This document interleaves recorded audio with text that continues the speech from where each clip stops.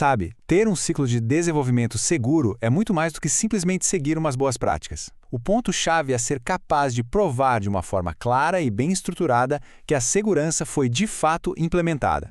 Pensa bem, num mundo cheio de compliance, de auditorias, será que é só chegar e falar que o seu software é seguro? A resposta, claro, é não. Não é tão simples assim. E a verdade é essa, né? Falar não adianta, tem que provar. O grande objetivo é construir um processo que seja auditável, transparente e, acima de tudo, confiável.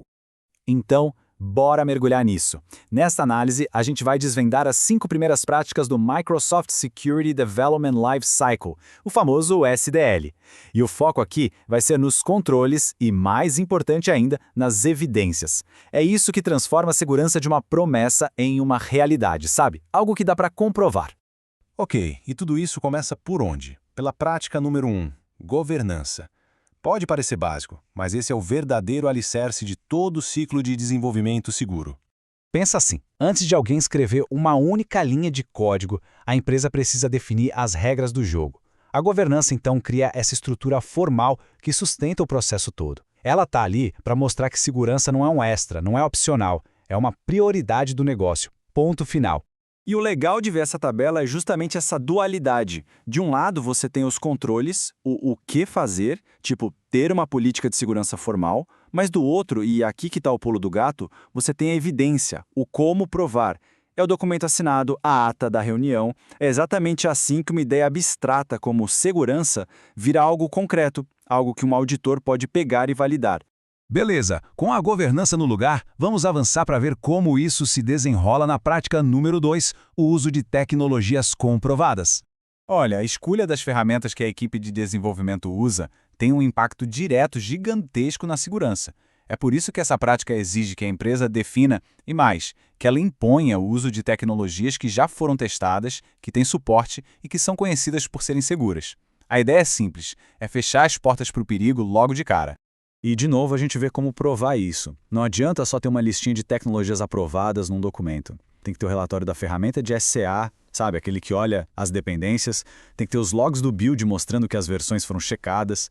Cada uma dessas evidências aqui mostra que existe disciplina, que existe gestão de risco de verdade no ambiente de desenvolvimento. Ok, regras e ferramentas definidas. Agora a gente entra numa fase mais estratégica, a prática 3, modelagem de ameaças. Aqui, o nome do jogo é antecipação. É pensar como um invasor. Antes mesmo de começar a programar, a modelagem de ameaças faz a gente olhar o sistema com outros olhos, os olhos de quem quer invadir. É como se a gente estivesse criando a planta de segurança de uma casa, sabe? Procurando os pontos fracos antes mesmo de levantar a primeira parede. E não é um processo aleatório não, é bem estruturado. Primeiro, a gente identifica o que é crítico, quais são os dados importantes. Depois, define as fronteiras de confiança. Aí, usa um framework como o Stride para caçar as ameaças. E para cada ameaça que a gente acha, a gente define uma forma de mitigar. Isso reforça aquela ideia de que segurança tem que começar lá no design, no projeto. Muito bem, agora vamos juntar as práticas 4 e 5 porque elas estão muito conectadas. As duas focam em proteger o que a gente tem de mais essencial, o código e os componentes que formam o software.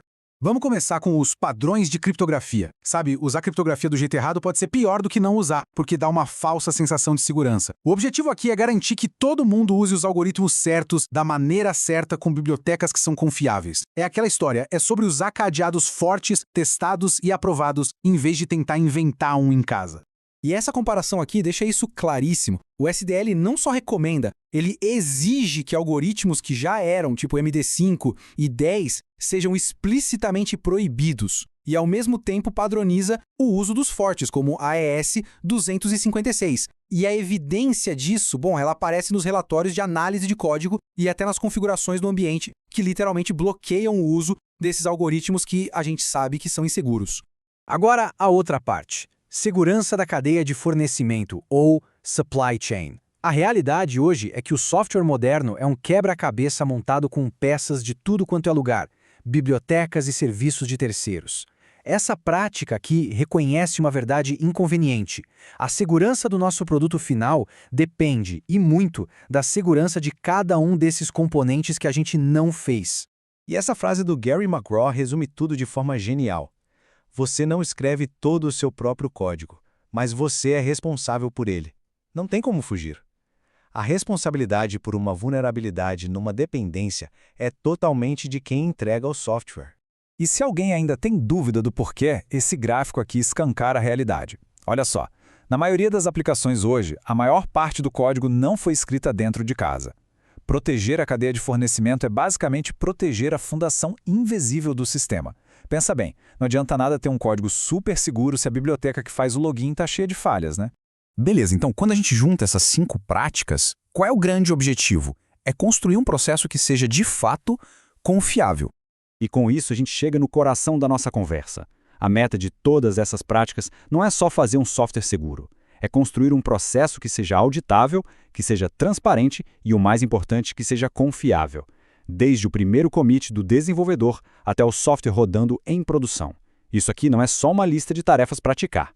É um sistema integrado feito para gerar uma confiança que pode ser provada. No fim das contas, segurança é uma jornada, não é um destino final. Cada uma dessas práticas que a gente viu é um passo firme, um degrau na direção da maturidade. E a pergunta que fica no ar para todo mundo pensar é: qual é o próximo passo que precisa ser dado?